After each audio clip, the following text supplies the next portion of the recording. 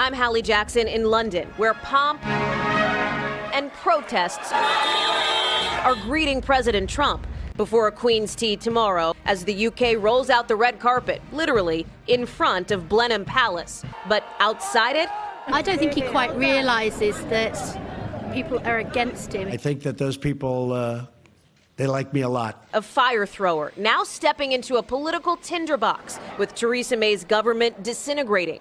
She's pushing a controversial path forward for Brexit. But if May hoped for a hand to sell her plan, she's not quite getting it.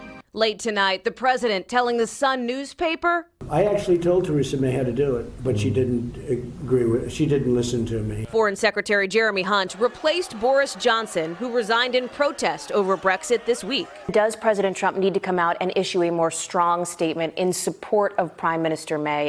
Well, I think he's already said lots of things that are very strong and very supportive. You're satisfied with what he said today on Brexit, then? Well, he has been the leader who, right from the start, has said that Brexit presents great opportunities for this country. The state of the special relationship is?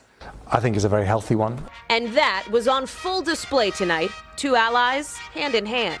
Hallie Jackson, NBC News, London. Hey, NBC News fans, thanks for checking out our YouTube channel. Subscribe by clicking on that button down here and click on any of the videos over here to watch the latest interviews, show highlights, and digital exclusives. Thanks for watching.